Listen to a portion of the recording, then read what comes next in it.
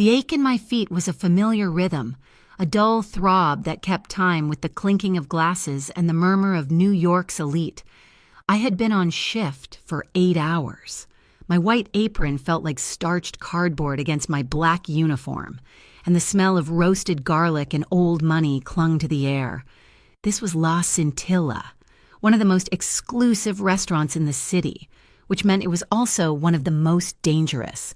I had worked here for 6 months, and I had learned the 2 most important rules: keep your head down and keep your mouth shut. Tonight, the air was different. It was electric, buzzing with a tension that made the entire staff walk like they were balancing on razor blades. The Vulcan room, the private dining area in the back, behind the heavy velvet rope and the oak door, was occupied. He was in there. Luca Salvatore. I had never seen him up close. Not really. He was a name whispered by landlords, a shadow that owned half the city. He was the kind of man whose picture did not appear in newspapers, but whose influence decided what those newspapers printed. And tonight, he had guests, important guests, Japanese. My manager, Marco, was a nervous wreck. He kept wiping his face with a handkerchief, his eyes darting to the Vulcan room door every few seconds. "Maria," he had hissed at me earlier, his voice tight with panic. "You do not go near that room. You do not look at the door. You handle your tables, 1 through 12, and you disappear. Do you understand me?" I understood. I was invisible. That was the point. I cleared plates. I poured wine. I smiled my empty waitress smile, and I listened to the ache in my feet. The quiet shattered around 9:45 in the evening. It was not a gunshot or a scream. It was a voice, a Japanese voice, raised in sharp, guttural anger. It was followed by the harsh scrape of a chair being pushed back. The door to the Vulcan room flew open, and a man I did not recognize stumbled out. He was American, pale, in an expensive suit that was now damp with sweat. He looked terrified. This had to be the translator. Marco grabbed him by the arm. "Peterson, what did you do?" The door was still ajar. I was standing only a few feet away, holding a tray of dirty espresso cups. I heard another voice, Luca Salvatore's. It was not loud like the Japanese man's. It was low, cold, and absolutely lethal. "Get him out. The deal is off." Then, the Japanese man spoke again. I recognized the accent. It was not Tokyo. It was older, more formal. He was spitting words. "Insult, dishonor, we are leaving." I saw Marco's face go pale, a sickly gray color under the restaurant's dim lighting. He looked at the hostess, his eyes wide with terror. "That was the $1 billion port deal," he whispered, his voice trembling. "We are all dead." $1 billion. I was frozen. I should have walked away. I should have gone back to table 7. But I heard the Japanese man say one more thing. He used an archaic, deeply formal phrase, a phrase of ultimate contempt, one you would use to sever ties with an enemy forever. But he misused the grammar, just slightly, and in that error, I heard everything, or heard why he was insulted. The translator, Peterson, had not just mistranslated words. He had mistranslated respect. He had butchered the honorifics. He had implied the Japanese men were subordinate, that they were begging. He had, in his ignorance, called a master a dog. My feet moved. It was not a thought. It was not a choice. It was a reflex, a stupid, suicidal reflex. I pushed past Marco, who was still sputtering at the translator. "Maria, no," he yelped. I did not listen. I put my hand on the heavy oak door and I pushed it open. I stepped inside the Vulcan room. The air was suffocating, thick with cigar smoke and pure, unfiltered rage. Luca Salvatore was at the head of the massive table. He looked like a panther caged, his hands spread flat on the polished wood. He was not looking at me. His gaze was locked on the 2 Japanese men, Mr. Tanaka and Mr. Oshiro, who were both standing, their briefcases snapped shut. "Gomen nasai," I said that. My voice was quiet, but in that room, it sounded like a shout. Everything stopped. Every head snapped toward me, the waitress, the invisible girl.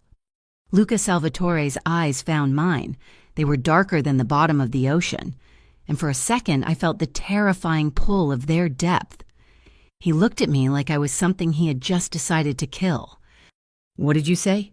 he demanded. I ignored him.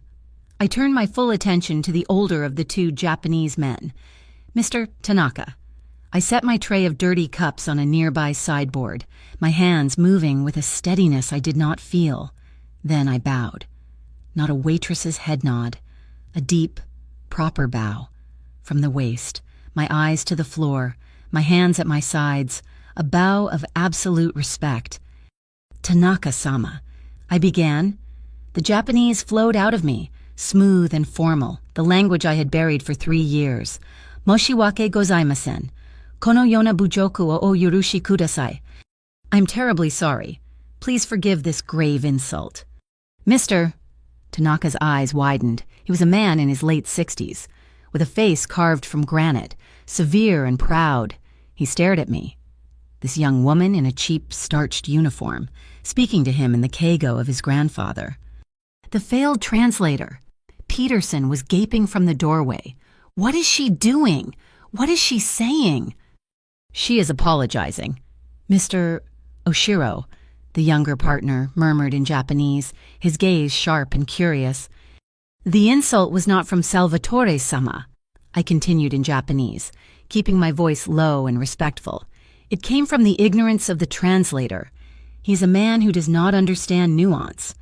He mistook your honorable proposal for a weakness. He implied that your position was subordinate. It was a terrible, unforgivable error of context, born from his own incompetence." I finally straightened up, lifting my gaze to meet Mr. Tanaka's. He is a fool, but the foundation of the deal itself is sound, is it not? A long, heavy silence stretched, filling the room until I thought I would break from the pressure. Luca Salvatore had not moved a single muscle. He was watching me, his expression a mask of cold, dangerous control. He had no idea what I was saying. He was, in this moment, powerless. He was trusting his entire deal, $1 billion, to a waitress he had never seen before. "Mr. Tanaka studied me. His face was unreadable. "You speak our language," he stated in Japanese. "I lived in Kyoto for many years." "Tanaka-sama," I replied, my voice steady. "I understand the importance of precision, and I understood that what you offered was not a request, but a partnership." He glanced at Luca Salvatore, who was still watching me. "Then, Mr.?" Tanaka looked back at me. A very small, almost invisible smile touched the corner of his lips. He gave a short, sharp nod. "Sit down, Oshiro." The two Japanese men sat back down. I felt the blood rush back to my head, making me dizzy. I just did that. I just saved $1 billion deal, and I just revealed the one secret I had sworn to protect. I turned to Luca Salvatore. His eyes were raking over me, calculating, sharp. "Peterson," Luca said, his voice quiet, but it cracked like a whip. "You are fired. Get out of my building." The translator did not need to be told twice. He scrambled away. Marco, who had been watching from the doorway with a look of pure horror, silently pulled the door shut, sealing me inside. Leaving me alone with them. "You?" Luca Salvatore said. He did not look away from me. "What is your name?" "Maria, sir." "Sit down, Maria." He gestured with his chin to the translator's now empty chair. My legs felt weak, but I did not sit. "I am just the waitress, sir. I apologize for the interruption. I should get back to my tables." "You will sit, as he commanded. It was not a request. It was a statement of fact." I sat. The chair was still warm from the terrified translator. My hands were balled into fists in my lap, hidden by the apron. "Tell them," Luca Salvatore said, leaning forward. "We will meet their terms, the 50% stake in the Port Authority, but the transport logistics, all of it, must be handled by my people, exclusively." I turned to Mr. Tanaka. I took a steadying breath and began. I did not just translate Luca's words. I translated his intent. I softened the blunt demand, reframing it in Japanese as a matter of mutual security, a way to protect their 50% investment from outside interference. I made it sound like a shield, not a cage. "Mister," Tanaka listened, his head tilted. He replied in Japanese, "His people are notorious. We require assurances. How do we know his control over logistics will not become a knife at our throat?" I turned back to Luca. "He agrees in principle, but he is concerned about your control over logistics. He says your people are notorious. He needs assurances that you will not use that control against him later." Luca almost smiled. It was a cold, thin expression that did not touch his eyes. "Tell him my assurance is that we will be making so much money. I will have no reason to break our agreement. My assurance is that my enemies will become his enemies, and his enemies will become mine. We will be family." This went on for an hour, back and forth. I was no longer Maria the waitress. I was a bridge of words, suspended over a billion-dollar chasm. I was, for that hour, the most important person in the room. The adrenaline was sharp and clean, a high I had not allowed myself to feel in 3 long years. "Finally, mister," Tanaka nodded, a slow, deliberate motion. He stood up. He looked at Luca Salvatore and gave a short, formal bow. "We have a deal." Luca stood. He did not bow, but he extended his hand. They shook.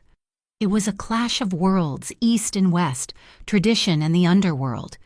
Then, "Mr. Tanaka and Mr." Oshiro turned to me. They both gave me a full, respectful bow. "Maria-san." "Mr." Tanaka said. "Anata no chusai desu. We are in your debt. Your mediation." "I mean no," I murmured, bowing back instinctively. "I just brought the water." They smiled, real smiles this time. Luca Salvatore's man, a mountain named Giovanni, appeared at the door to escort them out. And then the room was quiet. It was just me and him. The silence was heavier than the smoke. I stood up and, on autopilot, I started gathering the empty water glasses and the discarded napkins. Back to the job. My hands were almost steady. "Stop." I froze, my hand halfway to a glass. He walked around the table, his movements slow and deliberate, like a predator. He stopped directly in front of me, so close I could smell the expensive whiskey on his breath, and something else, something metallic and cold, like steel. He was tall. The pinstripes of his custom suit probably cost more than my entire apartment building. He just looked at me. It was not a normal look. It felt like he was scanning my soul, peeling back the layers to see the truth underneath. "Thank you," he said. The words sounded foreign in his mouth, like he was not used to saying them. "I was just doing my job, sir." I lied. My voice was a whisper. "No," he said, his voice dropping even lower. "You were not. You saved me $1 billion. My translator, who gets paid $10,000 a night, almost cost me that. You, who brings me my coffee, saved it." He took another step closer. I had to tilt my head back to look up at him. I was not scared of him. Not in the way most people were. I was angry. I was furious at myself for being so stupid, for breaking my one rule, for showing my hand. "Who are you?" "Maria A.," he asked. It was not a friendly question. It was an interrogation wrapped in silk. "I'm just a waitress, sir." Waitresses from a New York borough do not speak Kyoto dialect like they were born to it, he said softly, his eyes never leaving mine. Waitresses do not understand the nuance of a Port Authority negotiation, and they damn sure do not have the nerve to interrupt me when I'm about to lose $1 billion. I said nothing. My silence was the only armor I had left. He watched me for another 10 seconds. It felt like 10 years. I could feel the power rolling off him, a physical weight in the air. "Go clean your tables," he said finally, dismissing me with a wave of his hand. I nodded once, my body rigid. I picked up my tray and walked to the door. I had my hand on the brass knob when his voice stopped me again. "Maria?" I stopped, but I did not turn around. "Be in my office tomorrow morning, 7 o'clock. He did not say where his office was. He did not need to. Everyone knew. It was not an invitation, it was a summons. I walked out of the Vulcan room, my heart hammering so hard against my ribs, I thought it might break. I had spent 3 years building a normal, invisible life. I had run from men like him, from the world I used to know, from the blood and the secrets. And in 10 minutes, I had just walked right back into the center of it. He thought he had just found a new translator. He had no idea what he had just unleashed, and I had no idea what I was going to do next. I did not sleep. The walk home from La Scintilla was a blur of neon signs reflecting on wet pavement. The summons echoed in my head with every step, every splash of a taxi driving through a puddle. 7 o'clock. My apartment was a shoebox on the 4th floor of a crumbling walk-up. The paint was peeling, the radiator hissed, and the single window looked out onto a brick wall. It was not much, but it was anonymous. It was my fortress of obscurity, the place I had built to hide from the person I used to be. Tonight, it felt like a trap. I sat on the edge of my lumpy mattress, my black uniform still on, the smell of garlic and expensive wine still clinging to me. I stared at the cracks in the plaster. And I let the past come flooding back, the past I'd spent 3 years trying to drown. I was born in this city, in a neighborhood not far from here. My family was not just poor, we were broken. My mother was a ghost who drifted through rooms, and my father was a man who only existed when he was angry or when he needed money. He was a small man with big, stupid dreams, always looking for the next score that would make us rich, and always failing. I was an inconvenience. An extra mouth. When I was 9 years old, he found his big score. He made a deal with some men, took their money and lost it all on a bad bet. They came to collect. He did not have their money, but he had me. I remember his hand on my shoulder, pushing me forward in a dim, smoky office. "She is smart," he said, his voice trying to sound strong. "She learns fast. She is worth more than what I owe." He sold me, my own father. He sold me to settle a gambling debt. The man he sold me to was not Italian. He was Japanese, an associate of an associate. He was looking for someone untouched, someone who could be molded. I was shipped to Japan like a piece of cargo, sent to live with a new family in Kyoto. This was not a normal family. This was the Inagawa Kai. My new father, a man named Kenzo, was a powerful oyabun. He did not smile. He did not raise his voice. He simply was. And his world was one of strict codes, unspoken rules, and profound consequences. I was no longer Maria from New York. I was a tool, an asset. But there was Reiko. She was Kenzo's daughter, a few years older than me. She was beautiful, terrifying, and brilliant. She was the one who saw I was more than just a piece of property. She was the one who taught me. She taught me Keigo, the intricate, formal language of respect I had used on Mr. Tanaka. She taught me how to serve tea, how to arrange flowers, how to walk in a kimono, how to sit without making a sound. But she also taught me how to listen, how to read the silence between words, how to spot a lie in a man's eyes, how to be a shadow. "They see you as a pet, Maria-chan," she told me one night, her voice a whisper as we sat on the veranda, looking at the perfect raked stones of my father's garden. But a pet can see everything. A pet is ignored, and that is where your power lies. I did learn fast. I became fluent. I became indispensable. I sat in the corner of meetings, serving tea and sake, and I listened. I learned about shipping routes, about managing territories, about the art of negotiation where a single misplaced word meant death. I was their secret weapon, the American girl who understood their world perfectly, but whom their rivals dismissed as a mere servant. I felt a strange, twisted loyalty to Kenzo. He had taken me in when my own blood had thrown me away. He fed me, clothed me, educated me, but I was still his property, and I was steeped in a guilt that ate at me. The guilt of knowing this life, this power, was built on violence and fear. I lived that life for 12 years, then it all fell apart. Reiko. She fell in love with the wrong man, someone from a rival family. She planned to run. She trusted me to help her. But we were found out. Kenzo saw it as the ultimate betrayal, not just from his daughter, but from me, his most trusted asset.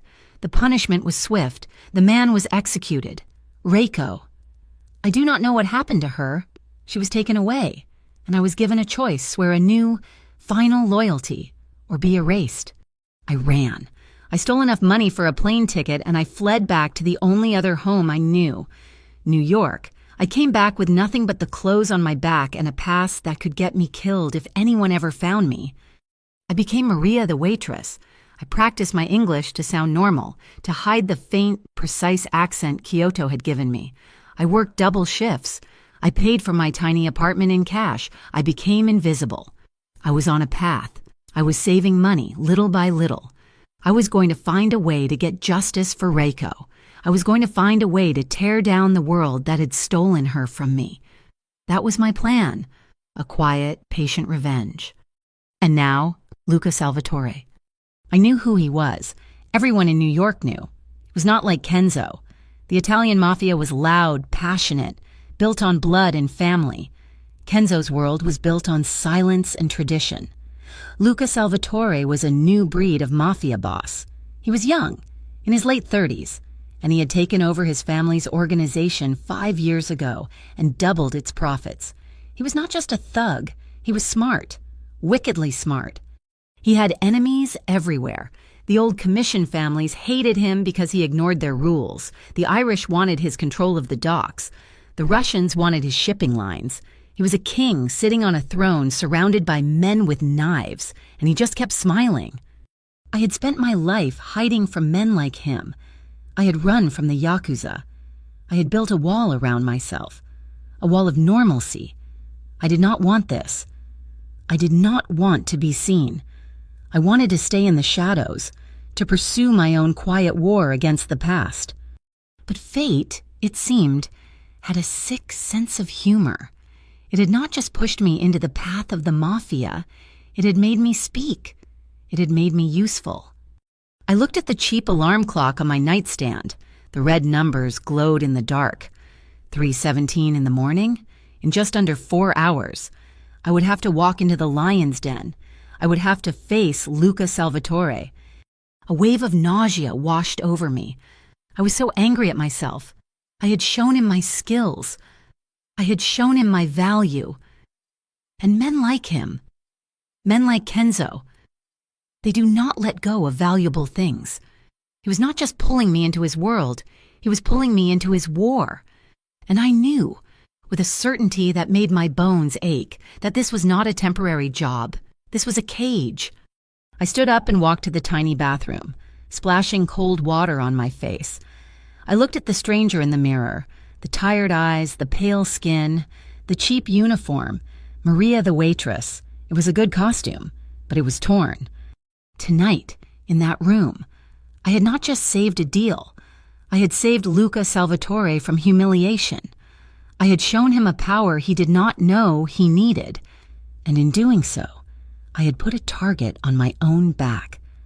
I was no longer invisible. I was his, and the fight for my own soul, the fight I thought I was winning, had just started all over again. The rain had started just before dawn, a cold, miserable sheet of gray that matched my mood. I had changed out of my uniform and into the only other decent thing I owned, black slacks and a worn gray sweater. It was 6:45 in the morning. I had not slept. My eyes burned and my hands were clammy. I stood across the street from the Salvatore building. It was not a gaudy monument. It was a sleek, black tower of glass and steel that devoured the block, looming over the older brick buildings like a predator. It was a statement of power. It did not say Mafia, it said corporate, which was, in my experience, just a more polite way of saying the same thing. At 6:58, I walked through the revolving glass doors. The lobby was silent, a cavern of polished marble and dark wood. The air smelled like money and industrial-strength cleaner. A single security guard, built like a refrigerator, sat behind a massive granite desk. He did not look up from his screen. I am here to see Mr. Salvatore, I said. My voice was a dry croak. He looked up. His eyes were flat, bored. Name. Maria. He tapped his keyboard, then his eyes flickered. Just a fraction, the boredom vanished. Go on up. Penthouse. He buzzed me through a security gate that led to a private elevator. I stepped inside, and the mirrored doors slid shut, showing me a pale, tired ghost in a gray sweater. The elevator moved, fast and silent, pulling me up into the sky, away from the streets, away from my invisible life. The doors opened directly into an office, or rather, a space so large it barely qualified as one. The entire wall in front of me was glass, floor to ceiling, offering a staggering view of New York City waking up below. The storm clouds looked close enough to touch. The man from the restaurant, Giovanni, was standing by the window, and he was even bigger than I remembered. He turned, his face an unreadable mask, and nodded toward a pair of leather chairs. He will be here in a minute. I did not sit. I stood on the plush carpet, feeling small and utterly exposed. I recognized this feeling. I had felt it for 12 years in Kyoto. It was the feeling of being in a room where you had no power, no rights, and no way out. I heard a door open to my left. Luca Salvatore walked in. He was not wearing the pinstripe suit from last night. He was in dark trousers and a simple, perfectly tailored black shirt, the sleeves rolled up to his forearms. His hair was slightly damp, as if he had just come from a workout. He looked fresh. He looked rested. He was holding a small espresso cup. He did not look at me. He walked straight to his desk, a massive piece of polished wood that looked like it had been carved from a single, ancient tree. He set his cup down and looked at some papers. He let the silence stretch. This was a technique. Kenzo had used it all the time. It was designed to make the other person break, to make them speak first and reveal their weakness. I would not. I had been trained by a master. I waited. The only sound was the muffled rush of the wind against the glass. 50 stories up. Finally, after what felt like an hour, he looked up. His dark eyes locked onto mine. $1 billion, he said, his voice calm, conversational. That is what you saved me. I stayed silent. He leaned back in his chair, studying me. Or, to be more accurate, you saved me the headache of having to fly to Tokyo, apologize, and renegotiate the deal, which I would have done. But you, Maria, you saved me the time, and my time is very expensive. I was just in the right place, sir, I whispered. He smiled. It was that same cold smile from the restaurant. Stop. Just stop. We are done with that. We are done with, I am just a waitress. That was a lie, and I do not tolerate liars in this office, so we will try again. He leaned forward, his hands clasping on the desk. Who are you? My heart was hammering, but my face remained blank. My name is Maria. I lived in Japan for a long time. I learned the language. I came back to New York 3 years ago. I work at La Scintilla. You did not live in Japan, he countered, his voice sharp. You speak a dialect that businessmen like Tanaka only hear from their grandfathers. You used honorifics that are, from what my new translator tells me, practically archaic. You bowed like you were born in the imperial palace. That is not something you pick up in a long time. That is something that is beaten into you.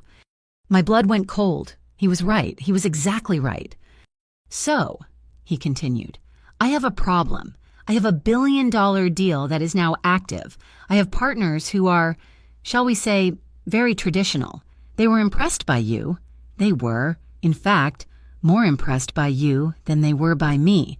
And I have a translator I just fired. I need a new one. Sir, I said, forcing my voice to remain steady. I am not a translator. I am a waitress. Last night was... I heard a mistake and I corrected it. That is all. You are not a waitress, he said, his voice rising, a flash of the anger from last night. You are an asset. You are a resource. And you are here in my city, which means you are my resource. Do you understand? I am not for sale, Mr. Salvatore. The words were out of my mouth before I could stop them. They were stupid, They were dangerous. His eyes narrowed. He looked at me for a long, hard moment, and then he did something I did not expect. He laughed. It was a short, harsh sound, completely without humor. For sale, Maria. You walked into my private dining room last night. You interrupted my meeting. You involved yourself. The second you opened your mouth and spoke that language, you put a price tag on yourself. The only question left is the one I am asking, how much? I do not want your money, I said. That is another lie, he snapped. You work doubles at a restaurant where men like me spend $5,000 on a bottle of wine. You live in a fourth-floor walk-up that should be condemned. Of course you want my money. He stood up and walked around the desk, stopping about 10 feet away from me. I do not care about your past, Maria. I do not care if you ran away from a Yakuza boss or a bad marriage, or if you just got bored of Kyoto. I do not care. What I care about is what you can do for me. Today. Now. This was the moment. The pivot. I could see my quiet life, my tiny apartment, my invisible path to revenge, all of it dissolving. He was offering me a new path, a louder one, a faster one. But it was his path. I looked at this man, Luca Salvatore, and he was nothing like Kenzo. Kenzo was all shadows and implications, a spider in a web. Luca was a wolf. He was direct, brutal, and he stared you in the eye while he told you how it was going to be. He was power, but a different flavor of it. It was American power, loud, arrogant. And in that moment, a new, terrible thought came to me. I had a plan to find Reiko, to get justice, to dismantle the organization that had hurt her, but it was a weak plan, a waitress's plan. It would take me 20 years to save enough money to even start.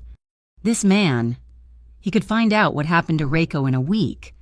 This was a deal with the devil, but I was already in hell. Maybe it was time to switch masters. He saw the change in my expression. He saw the flicker of calculation in my eyes. He smiled, a real one this time, just barely. There she is, he whispered. That is the woman who saved the deal, not the waitress. He walked back to his desk. $20,000. I blinked. What? $20,000 a week. That is what I will pay you. You are no longer a waitress. You are my personal advisor. You come with me to meetings. You listen. When I have Japanese partners, or Chinese, or Korean, you translate. But more than that, you do what you did last night. You tell me what they mean. You tell me if they are lying. You read the room for me. You will be my shadow. The number was staggering. It was more money than I made in 2 years at the restaurant. It was enough money to start my search for Reiko. It was blood money. And in exchange, I asked, my voice flat, in exchange, you belong to me, he said, all traces of the smile gone. You do not have a personal life. You do not have friends I do not know about. You do not have secrets. You are mine. 7 o'clock in the morning until I say you are done. 7 days a week. That is the deal. He was offering me a golden cage, the very thing I had run from. But the choice was an illusion. I knew it. He knew it. If I said no, I would not make it back to my apartment. An asset he could not control was a liability, and Luca Salvatore dealt with liabilities in one way. I looked past him, out the window, at the storm raging over the city. I had tried to be invisible. I had tried to be small. But the past had found me. The world of men like him had found me. Maybe Reiko was right. My power was in being seen, not in hiding. I was done hiding. I met his gaze. My chin was up, the fear was gone, replaced by a cold, hard resolve. I have one condition, I said. His eyebrows shot up, and he was genuinely surprised. Giovanni, by the window, actually shifted his weight.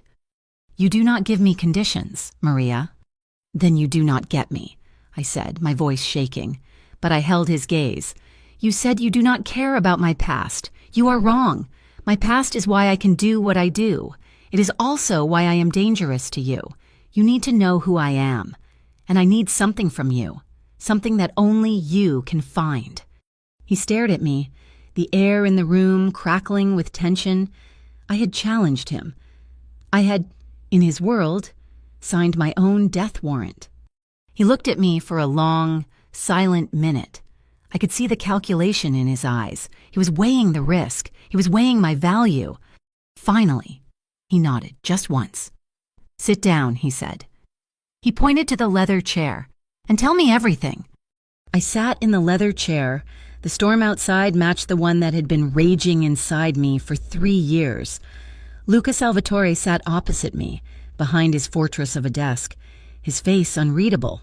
He had told me to tell him everything, and so I did. I did not cry. I did not ask for sympathy. I delivered the facts of my life like a report. I told him about my father, the gambling debt, the feeling of being sold for a few $1,000s. I told him about the Inagawa Kai. I told him about Kenzo, my new father, a man who ruled with a silence more terrifying than any scream. I told him about the 12 years in Kyoto, the endless lessons in language, art, and observation. I told him how to serve tea, how to bow, and how to spot a lie by the twitch of a man's thumb. And then, my voice faltering for the first time, I told him about Reiko. I told him how she was Kenzo's daughter, my only friend, my sister in that gilded cage. I told him about her forbidden love, about our plan to escape, about the betrayal, about the last time I saw her, being dragged away by her father's men. I ran. I finished, my voice hollow. I stole money and I ran back here. I have been hiding for 3 years. I have been saving money to find her, to find out if she is alive or to get justice for her. I had expected him to be shocked. I had expected pity, or perhaps disgust. Luca Salvatore showed neither. He was silent for a long time, his fingers steepled in front of him. He was not looking at me as a victim. He was looking at me as an equation he was solving. "So," he said finally, his voice soft, "you were not just trained. You were raised by them. You are one of them." "I am not," I snapped, the anger surprising me. "I ran. I hate them. I hate that world." "You hate them," he repeated, nodding slowly. "But you are a product of their world, the way you sit, the way you watch me. You have not moved your hands from your lap since you started speaking. You are disciplined. You are controlled. They did a very good job." He stood up and walked to the wall of glass, looking down at the city. "You did not just run from them, Maria. You betrayed them, you stole from the Oyabun, and you fled. That is not something they forgive." "I know." "No." He turned back to me, his eyes dark. "You do not. You have been hiding in a waitress uniform. You have been playing pretend. They have a very long reach. What is to stop them from finding you here? What is to stop you from being a spy sent to infiltrate my organization?" The accusation hung in the air, cold and sharp. "A spy would have let that deal fail last night," I said, my voice as cold as his. "A spy would have let you be humiliated. I saved you." "You did," he admitted, "which is why you are still in this room. But your past, it is a liability, a very big one. It brings the Yakuza into my backyard." "You wanted my skill," I countered, standing up, my legs shaking. "My skill comes from my past. They are the same thing. You do not get one without the other. That is the truth. Now, do we have a deal or not?" He studied me, a long, calculating gaze. He was weighing the value against the risk. I was a trained observer, fluent in a language he needed. With 12 years of experience inside a criminal organization, I was also a fugitive marked for death by that same organization. "Giovanni," Luca called out. The mountain of a man stepped forward from the shadows near the door. "Maria will be moving into the penthouse apartment on floor 51, Luca said, his eyes still locked on mine. "She's not to leave the building without you. Get her a new wardrobe. Get her a new phone. Everything she owns from her old life is to be burned. You will be her shadow, and you will report to me on everyone she speaks to, everything she does. Do you understand?" "Yes, boss," Giovanni rumbled. Luca looked back at me. "As for your condition, Reiko, I will look for her. My associates in Tokyo will make inquiries, but do not misunderstand me. I am not doing this out of kindness. I am doing this because it binds you to me. Your loyalty is not to me. It is to her. As long as I am the only one who can find her, I own your loyalty. We are clear." "Yes," I whispered. "Good," he said. "Your new life starts now. You no longer work at La Scintilla. You work for me. Your first payment of $20,000 will be in your new account by noon. Go with Giovanni." He turned back to his desk. Dismissing me, I had not been hired, I had been purchased.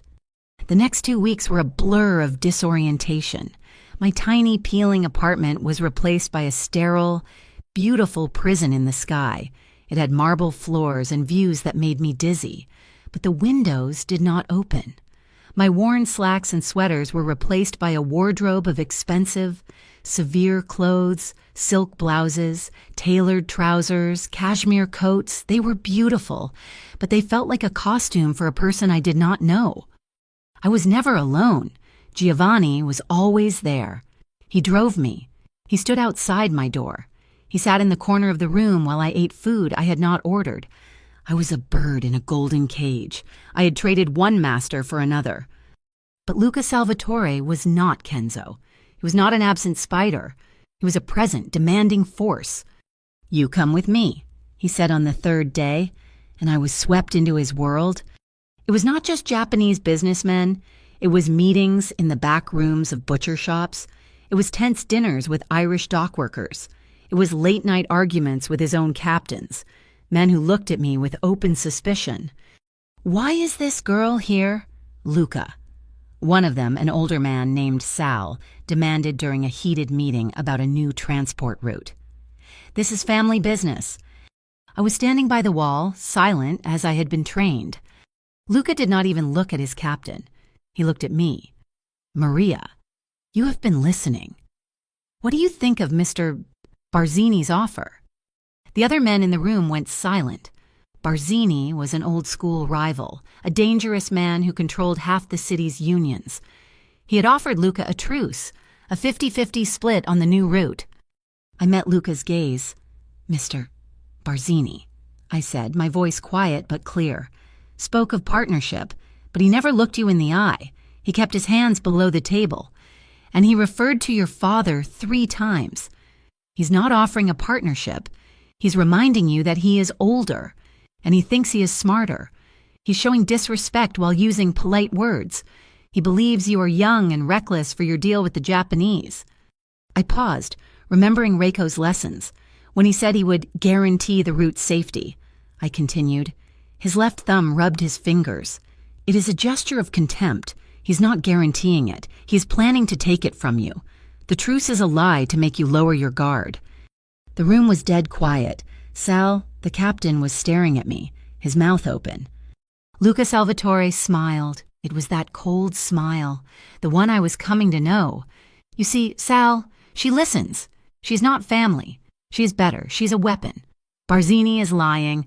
We reject the offer, and we prepare for a fight." That night, Luca came to my apartment. It was the first time he had come without a business reason.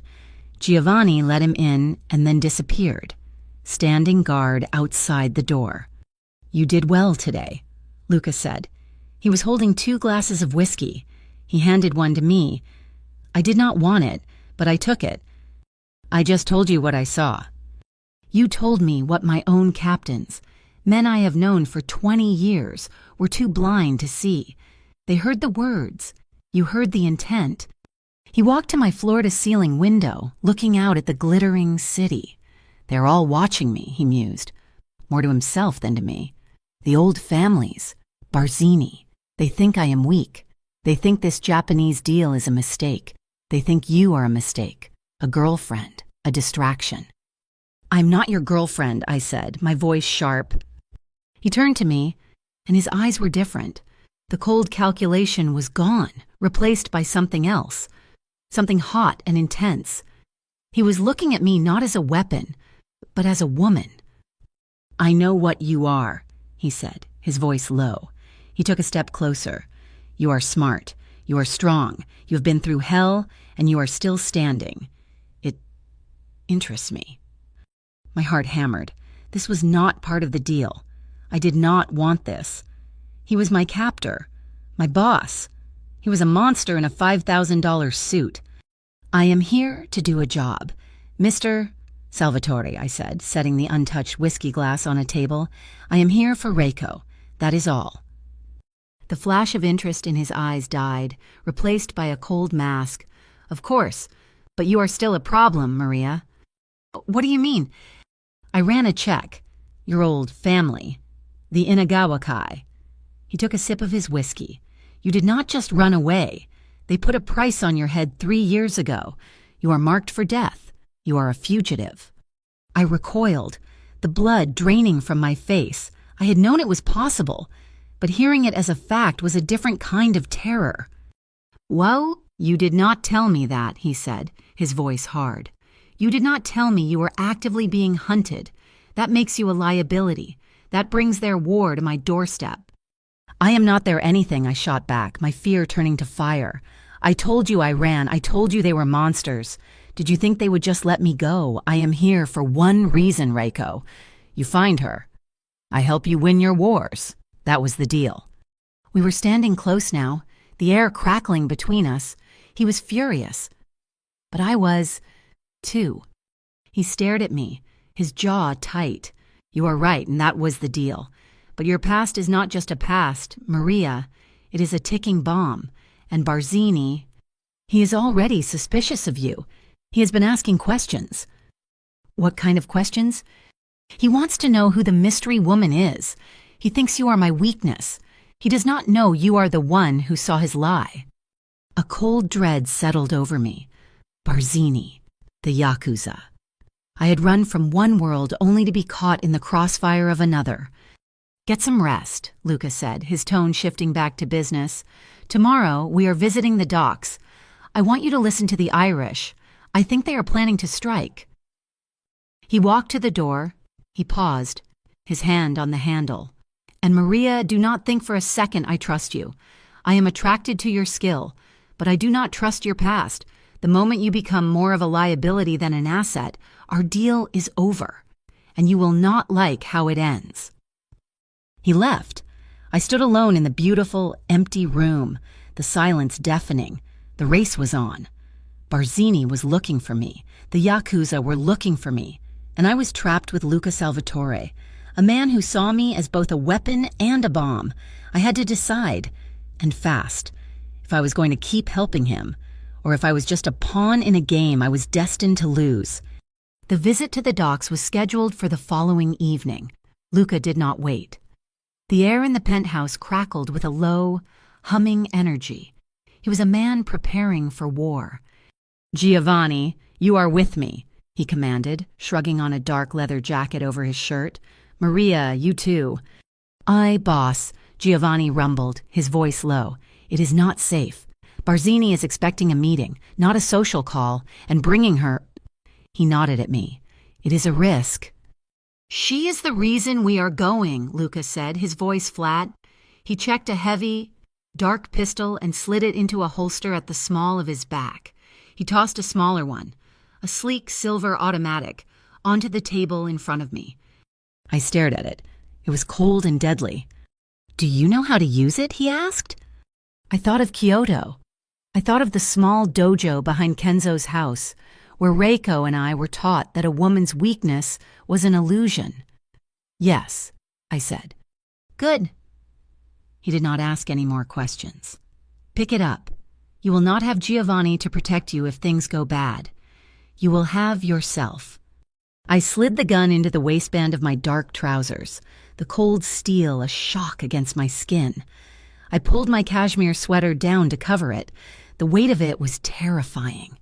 It was a final step, a line I had promised myself I would never cross again. We did not take the elevator down to the lobby. Giovanni led us to a private service elevator that went to a sub-basement garage. A black armored sedan was waiting, its engine already running. We got in, me in the back, Luca in the passenger seat, Giovanni driving. The docks were a world away from the glass tower. It was a maze of rust, shadows, and the smell of salt and diesel. The rain had returned, slicking the cobblestones and making the few yellow lights blur. Giovanni parked the car in the shadow of a massive, dark warehouse. "The meeting is in there," Luca said. "Kieran O'Malley. He runs the union here. He's Barzini's man, but he is greedy. I am going to offer him more." "He will not take it," I said, my voice quiet. Luca turned in his seat to look at me. "And why is that, my little weapon?" "Oh, because Barzini is not offering him just money," I said, my hands clammy. I could feel the atmosphere. It was wrong. It was too quiet. "Barzini is offering him power. He's offering him your piece of the docks. You cannot outbid that." "We will see." Luca got out of the car. "Stay close, both of you." We walked toward the warehouse, our footsteps the only sound besides the rain. Giovanni opened a small side door, and we stepped into a vast, cavernous darkness. It was an ambush. The second the door closed behind us, massive floodlights snapped on, blinding us. Men were everywhere, and they were on the catwalks above, behind stacks of crates, Irish dock workers with pipes and guns, and with them, Barzini's soldiers in dark suits. And in the center, standing beside a nervous-looking man who must have been O'Malley, was Barzini himself. He was smiling, a wide, triumphant smile. "Luca, my boy," he called out, his voice echoing in the huge space. "You came. And you brought the girl. How thoughtful. You saved me the trouble of finding her." "Barzini," Luca said. His voice was calm, but his body was coiled. I could see the muscles in his forearms tense. He had his hands up, slightly away from his body. "This is a stupid move." "It is the smartest move I ever made," Barzini said. "The commission is tired of you. You, with your Japanese deals and your advisor." He spat the word. "You broke the rules. You brought in outsiders. So, I am cleaning up the mess, and I even brought some friends to help." From the shadows behind Barzini, two new figures emerged. My blood turned to ice. My breath caught in my throat. They were Japanese. They wore the severe, black suits of the Inagawa Kai. I recognized one of them. His name was Kaido, and he was one of Kenzo's chief enforcers, a man who had no soul, a man who had personally dragged Reiko away. He saw me, his eyes flat and black as polished stone, locked onto mine. A small, cruel smile touched his lips. "Maria-chan," he said, his voice soft, but it carried in the silence. "O hisashiburi desu ne." It has been a long time. Luca's head snapped toward me. He saw my face, the pure, unadulterated terror. He saw the recognition. "Friends of yours," Luca murmured, his eyes scanning the new threat. "He is Kenzo's man," I whispered, my voice trembling. "He is here for me." "It seems, Luca," Barzini gloated, "that your little pet is a traitor. She ran from her master in Japan. You have been harboring a fugitive. The Inagawa Kai is very, very unhappy. They are here to collect their property. And I," he shrugged, "am happy to let them, after they watch me finish you." This was his plan. He had found out who I was. He had contacted the Yakuza. He was going to kill Luca, hand me over to Kaido, and take control of the port, all while claiming he was simply cleaning up Luca's mess for the commission. It was brilliant. "Kill him," Barzini ordered. The world exploded. Gunfire erupted from the catwalks. Giovanni roared, shoving Luca and me behind a stack of metal containers. Bullets sparked against the steel, the sound deafening. "You brought this to me," Luca yelled, his face inches from mine, his eyes blazing with a cold fury. He was pinned down. We were surrounded. I could not speak. He was right. My past had finally caught up. Kaido, the Japanese enforcer, had not moved. He and his partner were standing near Barzini, watching the chaos like it was a show. They were not here to help Barzini. They were here for me. "Giovanni," Luca shouted over the noise. "Right flank, draw their fire." Giovanni nodded, a grim look on his face. He moved, a massive shape in the darkness, firing his own weapon, drawing the attention of the men on the catwalks. It left Luca and me alone. "Bo, we have to move," Luca hissed, pulling his gun. "That way, toward the south wall. There is another exit." He was about to break cover when I saw it, a glint of light from a dark corner high above. Not from the main catwalk, a separate perch, a sniper. He was not aiming at the moving shadow of Giovanni. He was aiming right at us. He was aiming at Luca. "No," I screamed. I did not think. I grabbed the front of his jacket and yanked him. Hard. I fell backward, pulling him down on top of me just as the high-powered rifle shot cracked through the air. The bullet slammed into the concrete where his head had been a second before. We were on the ground, tangled together, the smell of gunpowder and his cologne filling my lungs. His body was a heavy, warm weight on mine. He stared down at me, his eyes wide with shock. I had just saved his life. "Get off me," I gasped, pushing him. The fight was chaos. Barzini's men were moving in, a closing net. "Kaido-san!" I screamed in Japanese, my voice ringing out with an authority I did not know I possessed. The gunfire faltered, just for a moment. Everyone, even Barzini's men, looked at me. Kaido, who was still watching, raised an eyebrow. I stood up, stepping out from behind the containers, my hands raised. The small silver pistol was gone, tucked back into my waistband. "Maria, what are you doing?" Luca yelled, grabbing for my arm. I shook him off. "Watashi wa uragirimono de wa arimasen." I am not a traitor. I stared directly at Kaido, ignoring the dozens of guns pointed at me. I am the property of Kenzo-sama. I am Inagawa Kai. And that man, I pointed a shaking finger at Barzini, is a liar and a dog. Barzini's face turned purple. "What is she saying? Shut her up." "Kaido-san," I continued in Japanese, my voice gaining strength. "This man, Barzini, he is weak. He lured you here with a lie. He promised you me, but he plans to kill you as soon as he is done with us.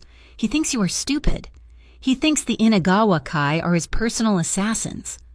Kaido's eyes narrowed. He looked at Barzini. "He told you Luca Salvatore was weak." I pressed, my mind racing, pulling on every lesson Reiko had ever taught me. "Look at him. He is pinned down by 20 men and he is still breathing. But this man, Barzini, he hides behind his men. He is a coward.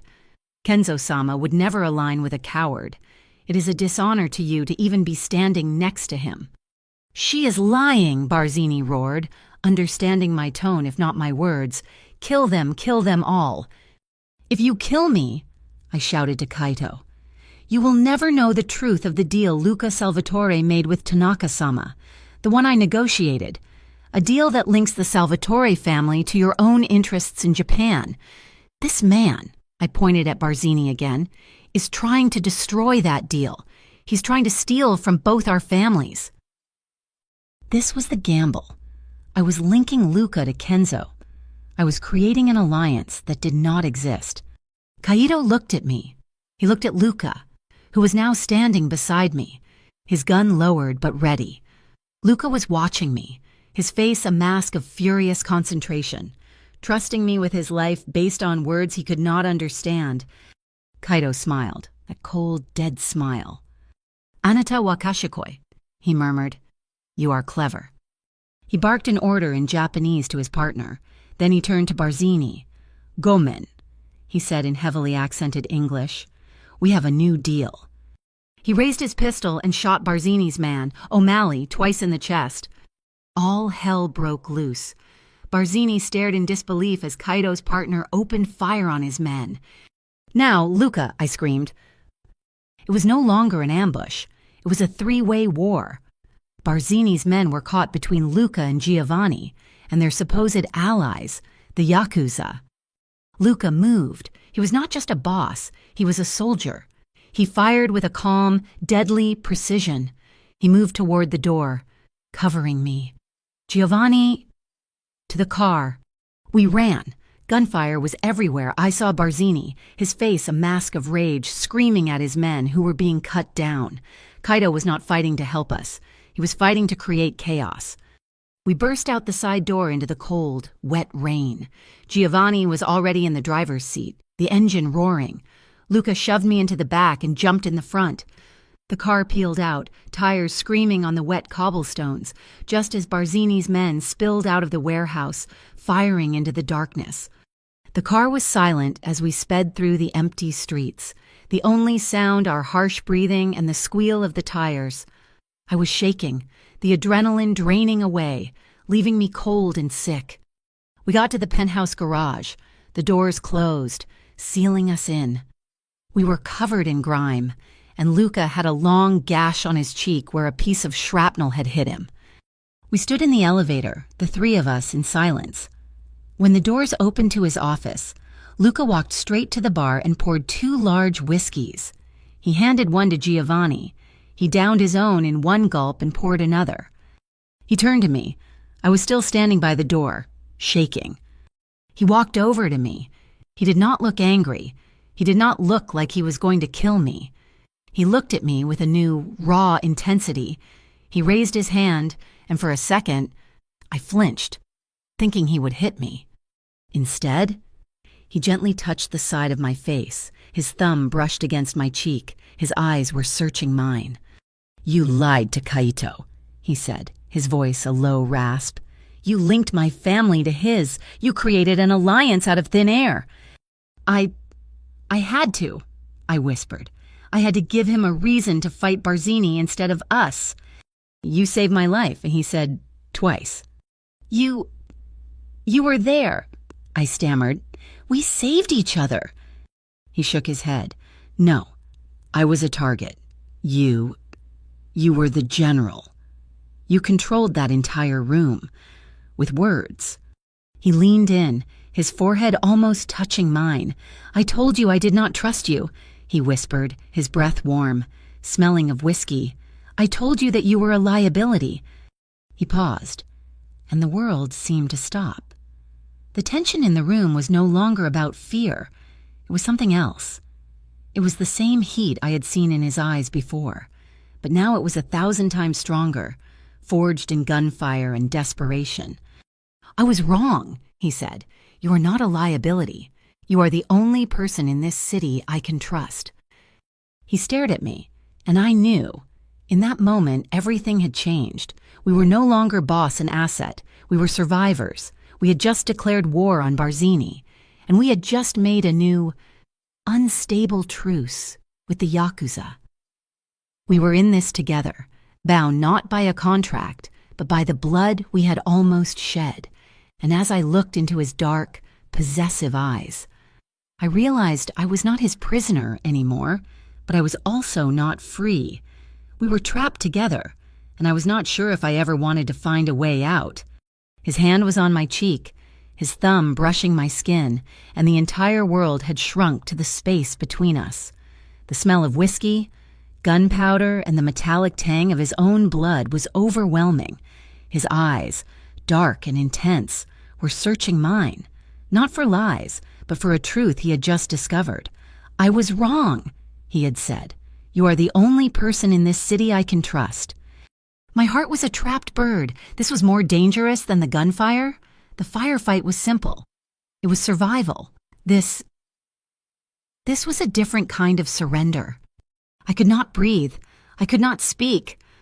The spell was broken by Giovanni, who cleared his throat by the bar. The sound was like a rock slide, and Luca's hand dropped from my face as if burned. He took a step back, and the boss clicked back into place, the mask of control settling over his features. But his eyes were still on me. "Giovanni," Luca said, his voice a low rasp. He did not turn to his man. "Get a cleaning crew up here. Get Dr. Amato to my private office to look at this cut. And find out what happened. I want to know where Barzini is. I want to know where Kaito is. I want to know the body count, now." "Yes, boss," Giovanni rumbled. "And her," Luca said, finally nodding toward me. She's done. Get her cleaned up, move her things from the guest suite. She stays in the penthouse with me." Giovanni's eyebrows shot up, a flicker of surprise on his stony face.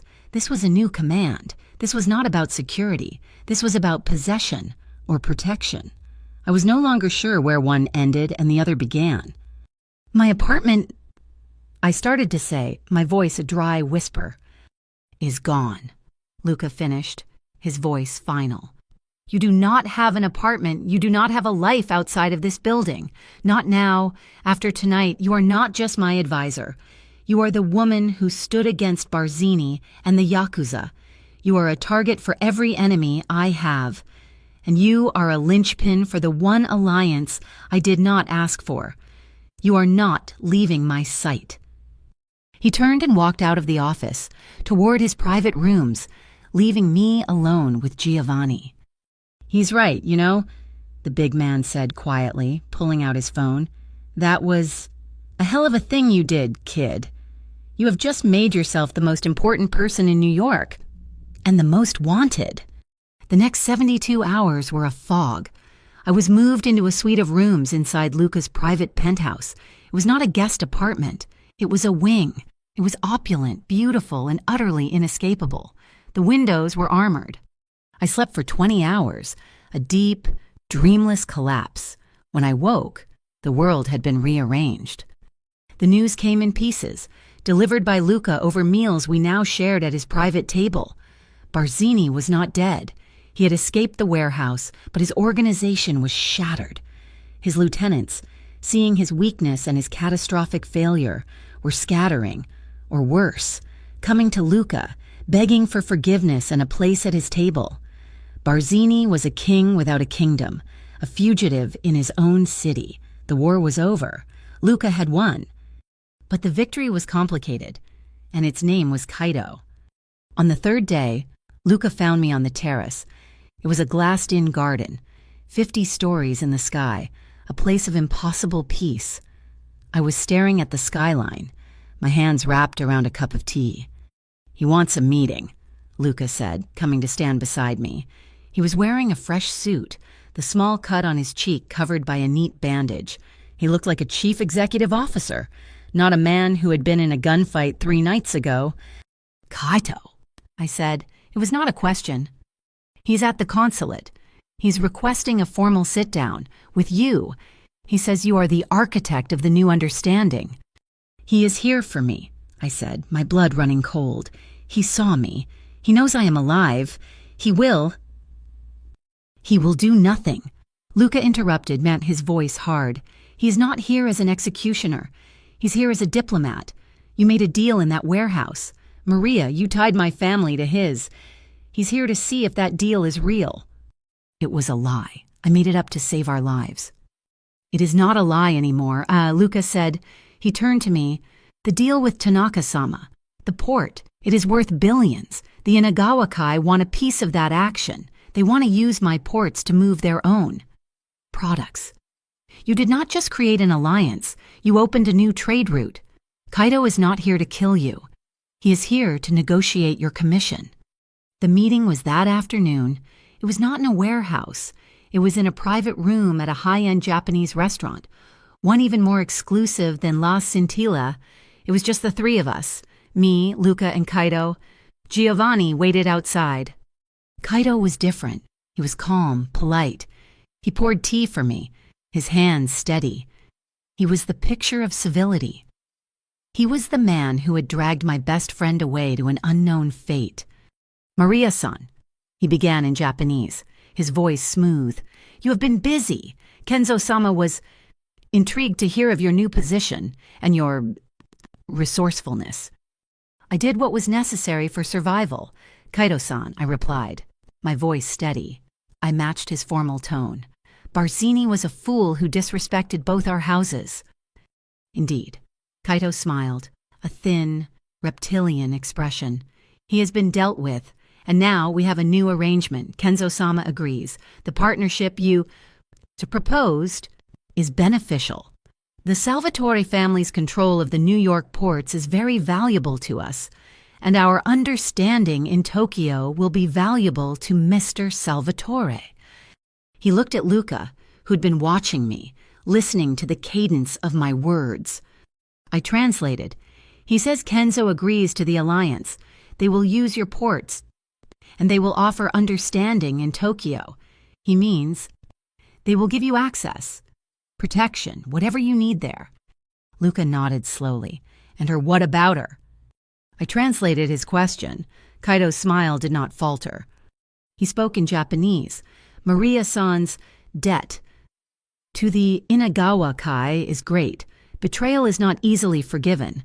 However, she is the architect. She is the bridge between our two worlds.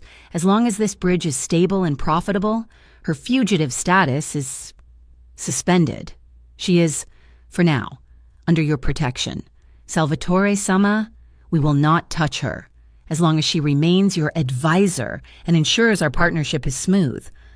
I translated, my voice flat. I was not free. I was not forgiven. I was a paroled prisoner, and my warden was Luca. My golden cage had just been reinforced with Japanese steel. "So I am a hostage," I said to Luca. Back in the car. "You are a queen," he corrected, his voice low. "You are the linchpin. You are not their prisoner. They are your partners, and they are my partners. We are tied together. You and I. They cannot hurt you without starting a war with me, and they do not want a war. They want money." We were back in the penthouse. The adrenaline from the meeting was gone. I felt empty. I had won. I had survived. I had a salary of $20,000 a week. I was living in a palace, and I had never been more trapped. "What about Reiko?" I asked, my voice hollow. I had to know. It was the only thing that mattered. Luca stopped. He looked at me, his expression softening. The cold boss was gone, and for a second, I saw the man I had pulled to the ground, the man whose life I had saved. "I found her," he said. My world stopped. I grabbed his arm. "What is she alive?" "She is alive," he said, his voice gentle. He put his hand over mine, on his arm. My contacts made inquiries after Kaito's visit. It was easier. Now that we are partners, she is alive, but she is not free. Kenzo has her. Protected. In a compound, a villa. In the mountains outside Kyoto. She is a prisoner. Maria. A well-kept one. But she is never allowed to leave. She is his failure, and he is hiding her from the world. The tears I had held back for 3 years finally came. I did not sob. They just spilled over, silent and hot. I had failed. I had run, and I had left her there. I have to get her," I whispered, the words choking me. "And you will," Luca said, his voice fierce. He stepped closer, his other hand coming up to cup my face, just as he had in the office. This time, I did not flinch. His thumb brushed away a tear. "You cannot go there. You cannot get near her, but I can. My understanding with the Inagawa Kai. It gives me access. It gives me power in their world." He looked at me, his eyes burning with an intensity that had nothing to do with business. "I have my new world. Maria. Barzini is gone. My place is secure, and I have you. You are not my weapon anymore. You are not my translator." He paused, and I saw the truth. He had been in this world his whole life, surrounded by enemies and men who feared him.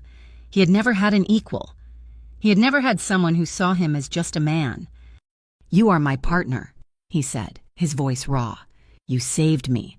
I saved you. We are bound by this, and I am not letting you go. My world is your world now, and we will get her. We will get Reiko. I give you my word. We will do it together." My choice was gone, or perhaps it had been made for me the moment I stepped into that dining room. I could not run. I could not hide. My old life was gone. My past was not something to escape. It was something to be conquered. And this man, this mafia boss, this killer, this man who was looking at me like I was the only thing in the world, he was the only one who could help me do it. I leaned my head against his hand, closing my eyes, Together. The word he spoke was together. It was not a promise. It was a fact. It was the air in my lungs, the ground beneath my feet. His hand was on my face, his thumb tracing the line of my cheekbone. And in that moment, the world of gunfire, betrayal, and fear dissolved. There was only the solid, warm presence of him, Luca. He was no longer Mr. Salvatore, my boss, my captor. He was the other half of my survival. I did not realize I was leaning in until my lips brushed his. It was not a choice. It was a chemical reaction, an inevitability. It was the period at the end of a long, bloody sentence. The kiss was not soft. It was desperate. It was raw. It was the taste of whiskey and blood and gunpowder and the absolute terrifying relief of being alive. It was a seal on a new contract, one written in an unspoken language that we both suddenly understood. He pulled me against him, his other arm wrapping around my waist, lifting me off the ground as if I weighed nothing. He deepened the kiss, a possessive, claiming motion that left no room for doubt. I was not his asset. I was his. And in that moment, as my fingers tangled in his hair, pulling him closer, I knew I was just as lost. He was mine. The war was over, but the world it left behind was new and strange. Luca's power in New York was no longer just respected. It was absolute. Barzini was gone. His territory carved up. The old families of the commission, the ones who had watched from the sidelines, were now scrambling to show their loyalty. And the new alliance with the Inagawa Kai, the one I had invented out of thin air, had become the most profitable enterprise in the city. I was no longer a shadow. I was a queen. I sat at his side, not behind him, in meetings. The men who had once looked at me with suspicion now looked at me with something else: fear, respect. I was the bridge to the Japanese. I was the woman who had faced down Kaito. I was the one who had Luca's ear. My life became a strange dream. I had unlimited money. I had a wardrobe that cost more than a house. I lived in a palace in the sky. But I was still a prisoner. The threat of my past and the new threats of my present meant I was never alone. Giovanni was no longer my jailer. He was my devoted head of security. But the cage, however golden, was still a cage. My focus, my entire being, was narrowed to one point: Reiko. Luca was true to his word, his promise. Together became his creed. He poured resources into Japan, not with spies, but with business. He built on the alliance I had created. He sent envoys. He made deals. He was not trying to steal Reiko. He was trying to buy her. It took 6 months. 6 months of me at his side, of late-night strategy sessions that bled into mornings, of a relationship forged in the intense heat of our shared world. He learned my past. I learned his. We were two broken pieces, two fugitives from our own lives, who had somehow become whole. The message came on a Tuesday. Kaito himself requested a video conference. We sat in Luca's office, the massive screen flickering to life. Kaito was there, in a formal room, seated. He bowed his head. "Salvatore-sama, Maria-san." "Kaito-san," I replied, my voice cool and steady. "It is good to see you." He spoke in Japanese. "Kenzo-sama is unwell. He's old. He wishes to set his house in order before he passes." My heart stopped. "The alliance between our families is strong," Kaito continued, his eyes on me. "It is the most profitable venture the Inagawa Kai has, and it is entirely dependent on you. Maria-san, you are the bridge. Kenzo-sama understands this. He understands that your distraction is his daughter." "What are you saying?" I asked. "He's offering a trade," Kaito said. "A final one. He will release his daughter, Reiko, to your care. He will sever her from the family. She will be your responsibility. In exchange, he wants a permanent, binding treaty. He wants his family's future secured to yours. He wants his legacy to be this alliance. He gives you his shame to secure his honor." I translated for Luca, my voice shaking. Luca looked at the screen. "Tell him. Yes, Tell him we will finalize the treaty. Tell him we will be there in 1 week." The trip to Kyoto was the opposite of my escape. I had fled in the dark, a terrified girl with stolen money. I returned on Luca's private jet, a queen returning to her old battlefield. We were met not by soldiers, but by a limousine. Kaido himself was there, and he bowed to me. The compound was just as I remembered, the raked stone garden, the scent of pine, the terrifying, oppressive silence. We were led to Kenzo's room. He was a small, withered man, lost in a sea of silk blankets. He looked at me, his eyes still sharp, still intelligent. "Maria-chan," he rasped, "you have done well." "I have survived," I said, my voice cold. "You have thrived," he corrected. He looked at Luca. "He is a strong man. Not like our men. He is a wolf. You are a good match." The treaty was signed. Luca's lawyers and Kenzo's men finalized the documents. It was done. "Reiko," I said. Kenzo nodded to Kaido. The doors slid open, and she walked in. She was older. The fire in her eyes, the one I remembered, was banked, replaced by a quiet, deep sadness. But she was alive. She was beautiful. She saw me, and her eyes widened. "Maria," she whispered. I ran to her. I held her, and for the first time in my adult life, I wept. I held my sister, my friend, the one I had left behind. "I am here." I cried. "Gomen nasai. I'm so sorry. I'm here now." She held me, her hands gripping my expensive cashmere. "I knew you would come," she whispered. "I knew you would not forget me." We brought Reiko back to New York. We set her up in a beautiful apartment, far from the Salvatore building, with her own security, her own money, a new life. My past was finally, truly over.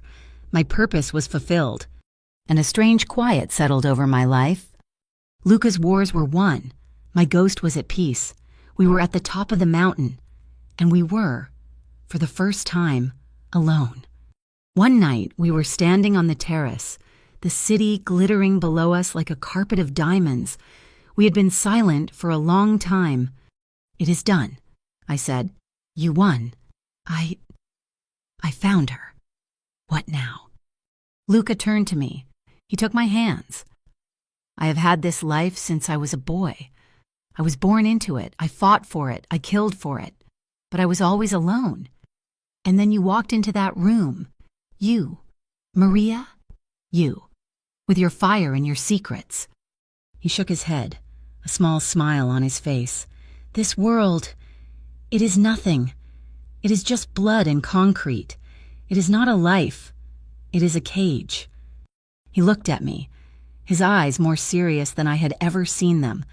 "I have done what my father wanted. I have made the family stronger than ever. Now, I want to do what I want. I want to live with you." "Leave," I whispered, "Dorani." My heart pounding. You cannot just leave, Luca." "I can," he said. "I have made Giovanni my successor. He is smart. He is loyal. He understands the new world, the one we built. The commission is ours. The Yakuza are our partners.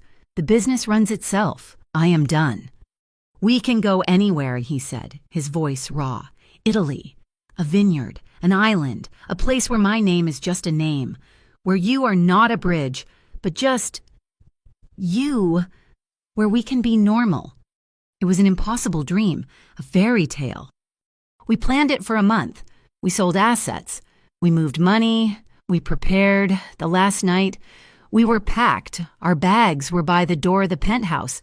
A car was waiting in the sub-basement to take us to a private airfield. We were 1 hour from freedom. We were having one last glass of wine, standing by the window. The private elevator dinged. My blood went cold. Luca tensed, his hand instinctively going to the small of his back, but there was nothing there. He was a civilian now. The doors opened. It was Giovanni, but he was not alone. He was flanked by 2 of his new captains, and behind him was Sal, the old captain, the one who had always hated me. "Giovanni," Luca said, his voice flat, disappointed. "Do not do this." "I am sorry, boss," Giovanni said. He looked genuinely sad. But Sal is right. The commission, in the old families, they cannot let you walk away. It is weakness. It is an insult. They think he nodded at me, has poisoned you. They think you are abandoning the family. You are a fool, Giovanni, Luca snarled. I gave you this family, and I am protecting it. Giovanni said, You are a legend, Luca. But legends have to end. They do not get to retire. Sal stepped forward, his face a mask of triumph, a gun in his hand. It is over, Luca. You let a woman destroy what your father built. It is a sin, and now you pay for it, and she will watch. He raised the gun, pointing it at Luca. I saw it all in slow motion, the dream dissolving, the cage slamming shut. No, I said. My voice was quiet, but it cut through the room. You are the fool, Sal, I said, stepping forward, in front of Luca. Maria, get back, Luca yelled, trying to pull me behind him. I ignored him. I looked at Giovanni. Not Sal, Giovanni. You are the new boss. Giovanni, but you are making your first mistake. You are thinking like him. I pointed at Sal. You are thinking about the past, about concrete. You are not thinking about the new world. What are you talking about, girl? Sal spat. I ignored him. Giovanni, I said, my voice strong. The alliance with the Inagawa Kai. The billions in profit. The entire port. Who controls that? Who is the bridge? Giovanni's face faltered. You. Me? And who do they trust? Giovanni, you, or the man who built the alliance? The man who has me? I took a step closer. You kill him. You kill me. And your Japanese partners, the ones who make you richer than Barzini ever dreamed of, they will hear that you murdered their architect, that you broke the alliance. They will sever the ties. Your profits will vanish. Your new family will starve. And then, Kaido will come. Not for an alliance. He will come for you. You think Sal and the commission can protect you from the Inagawa Kai. Giovanni was pale. He was looking at me, seeing the truth. Sal saw it too. She is bluffing, Sal roared. She is a witch. Kill them. Giovanni. Giovanni did not move. He was staring at me. He saw the logic. He saw the new world of power I had shown them. It was not built on guns. It was built on trust, on global deals. You have a choice, Giovanni, I said, my voice soft. You can be the last of the old bosses and die in a war you cannot win, or you can be the first of the new, the one who honors loyalty, the one who keeps the alliance, and all the power that comes with it. Your call. The silence was deafening. Sal, seeing his betrayal fail, raised his gun at me. I will do it myself. You little... He never finished the word. A single gunshot echoed through the room. Sal looked down at his chest, a red stain spreading. He collapsed. Giovanni stood over him, his own gun smoking. He looked at us. He looked at Luca. He was not a subordinate. He was an equal. He gave a short, sharp nod. The car is waiting, boss, Giovanni said. The commission will understand. I will make them understand. Luca looked at him, then at me. A slow smile spread across his face. He put his arm around my waist and pulled me to his side. Thank you, Giovanni. The family is in good hands. We did not look back. We walked to the elevator. Our bags in hand, we stepped inside, and the doors slid shut. We were in the back of the car, speeding through the night toward the airfield, toward our new life. I was shaking. It was finally over. I looked at Luca, and he was just watching me, his eyes full of an emotion I could not name. It was love. It was awe. It was peace. We stood on the tarmac, the engines of the jet whining. A small, open door waited for us, a rectangle of light in the darkness. An uncertain future, and I whispered, thinking of the first time I'd met him. No, he said, taking my hand. He led me up the steps, and we stopped at the door. He turned me to face him. It is the only certain thing I have ever had. You and me. He kissed me, soft and slow, a promise of a new world. He took my hand, and together, we stepped out of the darkness and into the light. Thank you so much for listening to this story. I am so curious. Where in the world are you listening from? Let me know in the comments so we can share our thoughts. If you enjoyed this, please subscribe to my channel, Mafia Boss Stories, like this video, and give it a huge boost by hitting that hype button so more people can hear this story.